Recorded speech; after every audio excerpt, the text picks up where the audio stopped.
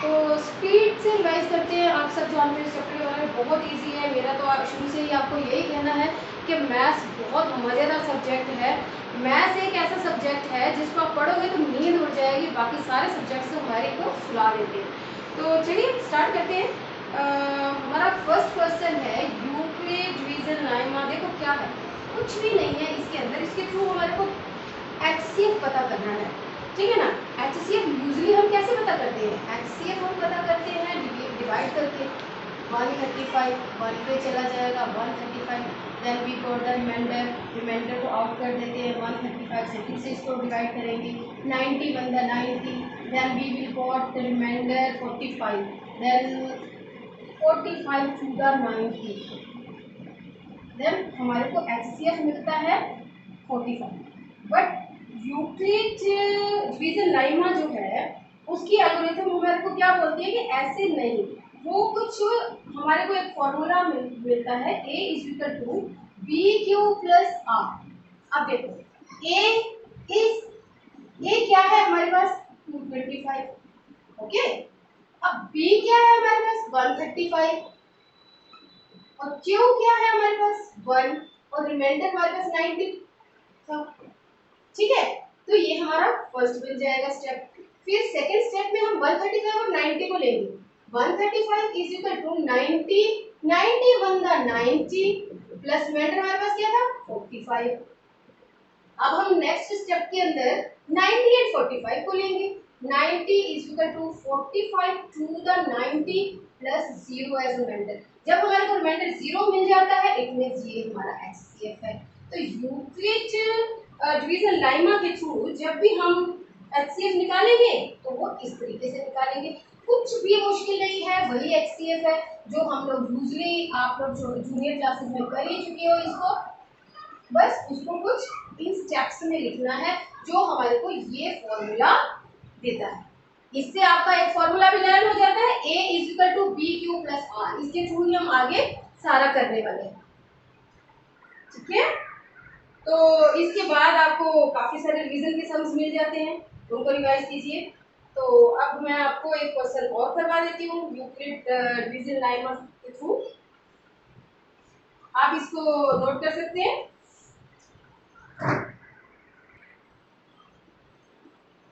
Alright, अब हम question number 4 करते हैं, ठीक है। अब देखिए क्वेश्चन नंबर 4 में यूक्लिड डिवीजन लाइमा के थ्रू हमारे को कुछ शो करना है।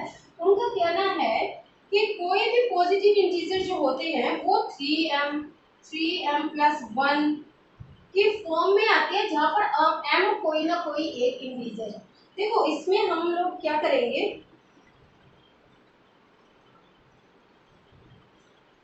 इसको हम सॉल्व करते हैं। वही हमने अभी भी फॉर्मूला लिया है a is equal to b q plus r, ठीक है ना। अब देखो यहाँ पर हमारे पास b3 है तो आप समझ सकते हो ना, अब हमारे पास b3 है तो r जो है वो लेस देन 3 होगा।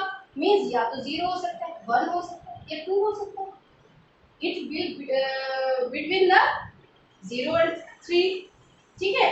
तो हम मान लेते हैं कि 3q है। अगर हम 3q का स्क्वायर करते हैं तो हमें क्या मिलेगा, हमें मिलेगा 3q की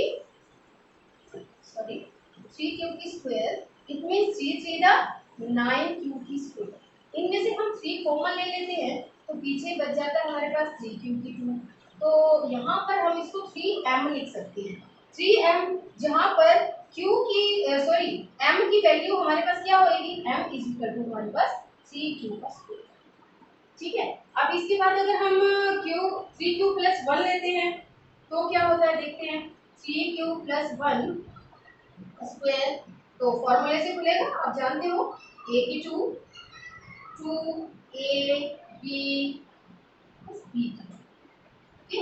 वी विल गेट 3 3 9 q की 2 6q प्लस 1, ठीक है। अब हमें इसको दिखाना है 3m प्लस 1 की फॉर्म में, तो प्लस 1 को बाहर कर लेते हैं तो इसमें से हम 3 कॉमन ले लेते हैं। हमारे पास आ जाएगा 3q स्क्वायर 2q प्लस 1। तो इसको हम m से शो करते हैं तो we will write it 3m plus 1, जहाँ पर m की वैल्यू हमारे पास है 3q की 2 प्लस 2q। इससे रिलेटेड ही इस एक्सरसाइज के बाकी सारे क्वेश्चंस हैं, आप रिवाइज कर सकते हो। Okay, now we shall move to exercise 1.2। 1 minute यहाँ पर हम ब्रैकेट में डालेंगे इसको, then we will get 3 3 9 okay. बहुत इजी है, बहुत इजी, आप बहुत आराम से कर सकते हो, इसमें कोई भी दिक्कत नहीं है। ओके स्टूडेंट्स, 1.2 का रिवीजन करते हैं। चैप्टर तो आप लोग कर चुके हो। 1.2 जो है वो छोटे बच्चों का एक्सरसाइज है, वो मेरे ख्याल से तो आपको आता है, हम बस उसको एक टेस्ट के लिए दोबारा इसको कर रहे हैं। देखिए इसका फर्स्ट क्वेश्चन आपको देखते ही आपको लगेगा कि ये तो छोटे बच्चों का, इसमें करना ही क्या है, हमारे को प्राइम फैक्टर के प्रोडक्ट के रूप में इसको लिखना है, एलसीएम लेना है। जस्ट जैसे हम लोग छोटी क्लासेस में 6th में 5th में करते थे ना, कुछ भी नहीं है। तो किसके लिए हम 5 पे, फिर 7 पे क्या मिला हमारे को, 2 की पावर 2, 5 एंड 7, ये प्राइम फैक्टर्स है। ये तो हम पहले बहुत छोटी क्लासेस में भी कर चुके हैं, आई थिंक इसको आपको बताने की जरूरत भी नहीं है। एक और फॉर्मूला आ रहा है हमारे पास इस चैप्टर के अंदर, जो हमारे को बताता है कि product of numbers is equal to HCF into LCM। बच्चे, अगर आप लोगों को पिछली क्लासेस रिवाइज कर रहे हो या फिर आपको पिछली क्लासेस भूली नहीं है अभी तक, तो हम लोग ये छोटी क्लासेस में कर चुके हैं। बहुत आसान है, इसमें कुछ भी मुश्किल नहीं है। देखिए ना, अगला क्वेश्चन हमारे को बोल रहा है 26 इंटू 91। देखो ये दो नंबर हमारे को दिए गए 26 और 91, इसके हमारे को निकालने हैं एलसीएम और HCF, और शो भी करना है कि product of the number LCM और HCF की इक्वल है। देखो अगर हम एलसीएम निकालें दोनों का, ठीक है, तो देखो कैसे निकालेंगे, आता है ना सबको, एलसीएम निकालना तो आता ही है, वेरी इजी। 13 कर लेंगे, 13 to the 26 and 37 the 91, then what will we get? We will get 13 into 2 into 7, तो कितना बनेगा हमारे पास, सोचो सोचो, 26 into 7 कितना हो गया हमारे पास, 182, ये हमारा एलसीएम हुआ। तो अब हम ले लेते हैं HCF। HCF तो देखने से ही पता चलता है भाई, हाईएस्ट कॉमन फैक्टर इसमें 13 है, दोनों में आ रहा है। अब हमारे को ये फॉर्मूला हमारे को शो करना है, आप बड़े आराम से कर सकते हो, खुद कर सकते हो। 26 इंटू 91 इज इक्वल टू 182, जो कि हमारा एलसीएम है, और HCF हमारा 13 है। आप दोनों को मल्टीप्लाई करके देखो, आपको सेम आंसर मिलेगा। आप चाहो तो इसको चेक कर सकते हो। ओके ओके बच्चे, ये चैप्टर नंबर 1 का गोलगप्पा है, इसमें कुछ भी नहीं है, बहुत आसान चैप्टर है ये। देखो इसमें सारे इंटर रिलेटेड क्वेश्चंस हैं, आप देखोगे आपको सब बहुत आसान लगेंगे, इसमें कुछ भी मुश्किल नहीं है।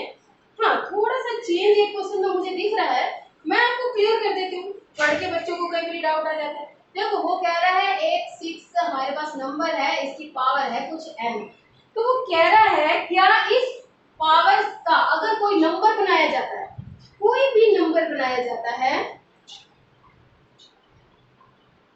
इस क्वेश्चन के अंदर, हमारा क्वेश्चन नंबर 5 है, इस क्वेश्चन के अंदर वो बोल रहा है 6 की पावर n है। कहते हैं क्या 6 की पावर n के अंदर कहीं पर कोई ऐसा नंबर आ सकता है जो कि यूनिट प्लेस 0 के साथ में खत्म होगा, यानी कि वो हमारे से, एक्चुअली वो हमारे से ये कहना चाह रहा है कि 6 की पावर कुछ भी हो सकती है, 52 हो सकती है, 6 की पावर 90 हो सकती है, 6 की पावर 326 हो सकती है, कुछ भी हो सकती है 6 की पावर। क्या ये नंबर कभी हमारे को कोई ऐसा नंबर दे सकता है जिसकी यूनिट प्लेस पर 0 आए? आप लोग खुद सोच कर देखो, क्या ऐसा कोई नंबर बन सकता है? अरे बच्चे नहीं बन सकता है। देखो ना, 6 को हम जितनी बार भी मल्टीप्लाई करेंगे वो हमारे को यूनिट पर 6 ही देगा। 6 इज द 36, 36 को फिर से 6 से मल्टीप्लाई करोगे फिर 36, फिर 6 से मल्टीप्लाई करोगे फिर 36, यानी कि आप इसको कितनी बार भी मल्टीप्लाई कर लो, यूनिट प्लेस पर आपको 6 मिलेगा, यूनिट प्लेस पर आपको 0 नहीं मिलेगा। नॉट पॉसिबल, ऐसा तो हो ही नहीं सकता है। तो ये हमारे को भ्रम डालने के लिए दिया गया क्वेश्चन है, हम इसको इस तरीके से एक्सप्लेन कर सकते हैं। क्वेश्चन नंबर 6 में भी थोड़ा सा ऐसे ही बचकानी बात पूछी गई है, आप चाहो तो इसको बहुत आसानी से क्लियर कर सकते हो। देखो क्वेश्चन नंबर 6 हमारे को क्या बोल रहा है, क्वेश्चन नंबर 6 हमारे को बोल रहा है कि आपके पास एक ये क्वेश्चन है और एक और भी दी गई है हमारे को 6 into sorry 7 into 6 into 5 into 4 into 3 into 2 into 1 plus 5। अब देखो ये हमारे को पूछ रहा है कि ये एक कंपोजिट नंबर है। वाई कंपोजिट नंबर क्यों है? पहले तो आप मेरे को ये बताओ कि कंपोजिट नंबर क्या होता है। Do you know it? देखो प्राइम नंबर जो होते हैं आप अच्छी तरह से जानते हो, प्राइम नंबर वो नंबर होते हैं जो सिर्फ अपने टेबल पे आते हैं। कंपोजिट नंबर किसी न किसी और के टेबल में भी आते हैं। जैसे कि हम कह सकते हैं कि 3 प्राइम नंबर है, 7 प्राइम नंबर है, ठीक है ना, 11 प्राइम नंबर है, 6 तो इवन नंबर है, 8 इवन नंबर है, 9 को देखो 9 ओड नंबर है फिर भी वो 3 के टेबल में आता है ना, तो कंपोजिट नंबर हुआ। तो देखो इस नंबर को आप ध्यान से देखो, ये 3 जो नंबर्स हैं आपस में मल्टीप्लाई कर रहे हैं, फिर प्लस के बाद 13 फिर से।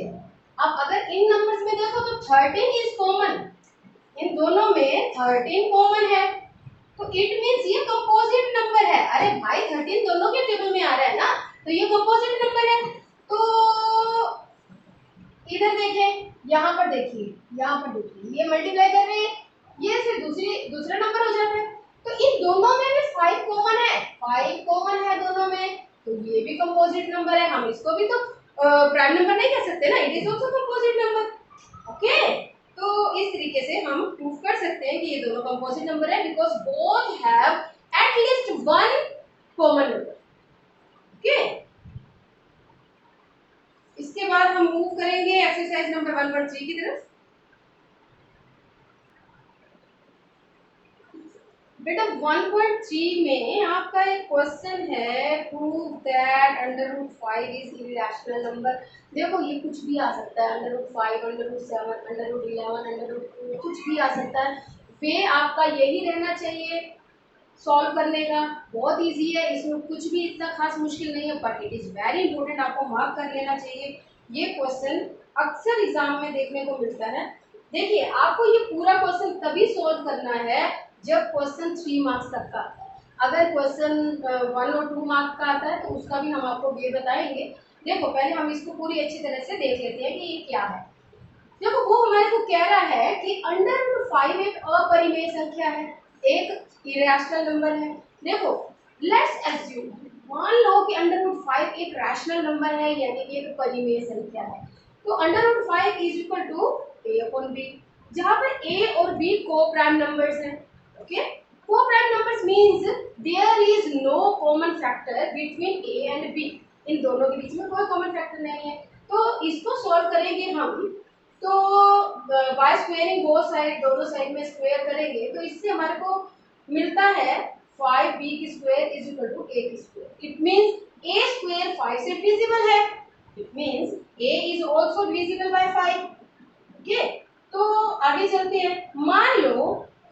मान लो कि a जो है वो किसी इंटीजर c 5c के इक्वल है।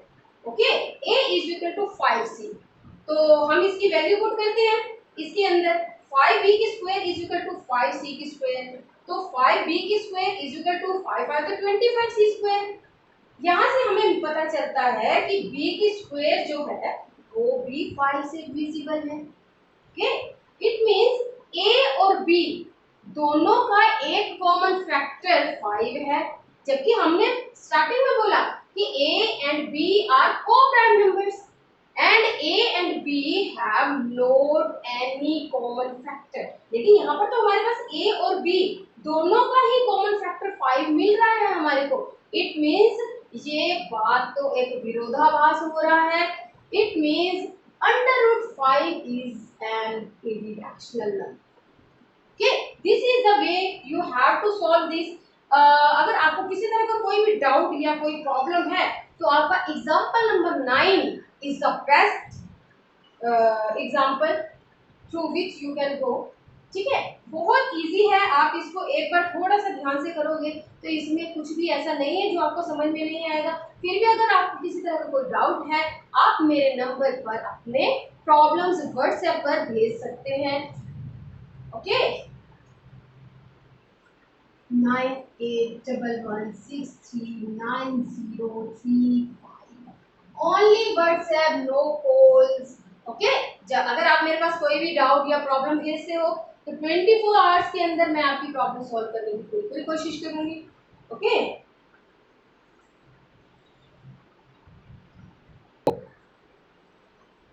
ऑलराइट स्टूडेंट्स, अभी अभी मैंने आप लोगों से बात करी है, अभी अभी मैंने आपको बताया है कि 3 मार्क्स तक का अगर आपका क्वेश्चन होता है तो आप इस तरीके से जब जैसे मैंने अभी अभी आपको बताया पूरा सॉल्व करना ही पड़ेगा आपको। ठीक है, अगर आपको 1 और 2 मार्क्स में आता है क्वेश्चन, जैसे कि आपका सेकंड क्वेश्चन है, वो बोल रहा है कि prove that this number is a rational number. ठीक है, तो इसको हम कैसे करेंगे, वे वही है, ध्यान से देखिए। लेट्स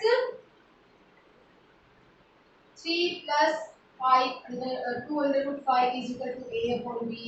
3 को हम उस तरफ लेके जाएंगे तो आ जाएगा हमारे पास a अपॉन b माइनस 3। ठीक है, 2 उधर जा करके अगर हमारे पास डिवाइड करता है तो हमें मिलेगा दिस। ओके, तो हम क्या सकते हैं, if a 2 upon b minus 3 upon 2 is rational number, तो it means under root 5 is also rational number, है ना। बोथ नंबर्स इक्वल है ना, this number left hand side and right hand side equal हम बता रहे हैं।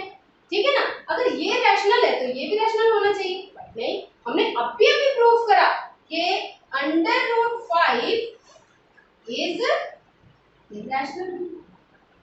तो इसका मतलब ये हुआ कि 3 प्लस 2 अंडर रूट 5 भी क्या है, बोलो बोलो, अपरिमेय संख्या, इरैशनल नंबर। ओके, तो अगर हम कर रहे हैं तो दिस वन इज इनफ।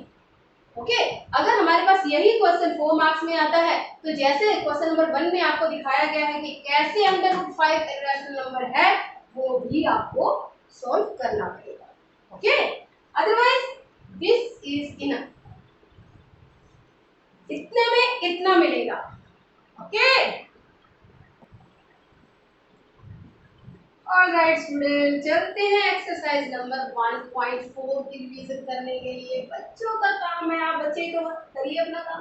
देखिए, हमारे को वो पूछ रहे हैं कि इस नंबर के बारे में कि बताइए कि ये नंबर टर्मिनेटिंग है या नॉन टर्मिनेटिंग है। आप लोगों ने 9th में अच्छी तरह से इसको पढ़ा है, टर्मिनेटिंग क्या होते हैं, नॉन टर्मिनेटिंग क्या होते हैं, हिंदी में बोले तो शांत अशांत क्या होते हैं। देखो, हम क्या करेंगे, डिनोमिनेटर को पकड़ेंगे और इसका एक एलसीएम करेंगे। ओके, डिनोमिनेटर का हमने एलसीएम लिया, 5 कर लेंगे, फिर से 5 कर लेंगे, फिर से 5 कर लेंगे, फिर से 5 कर लेंगे। आप देखिए, हमारे को इसके प्राइम फैक्टर में सिर्फ 5 मिल रहा है। अगर आपको डिनोमिनेटर के प्राइम फैक्टर के अंदर 5 और 2 के अलावा और कोई डिजिट नहीं मिलता है, इट मीन्स ये टर्मिनेट,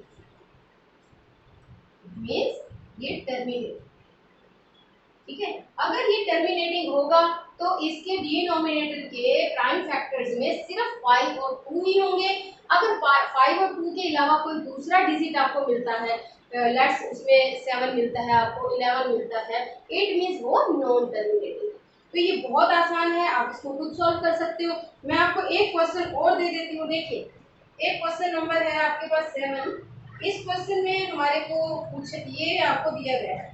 देखिए, इतना आसान है और बच्चे फिर भी अगर नहीं करते तो टीचर्स को बहुत बुरा लगता है। ये देखिए, उन लोगों ने आपका काम कितना आसान कर दिया। प्राइम फैक्टर दिए हुए हैं नीचे, प्राइम फैक्टर दिए हुए हैं नीचे।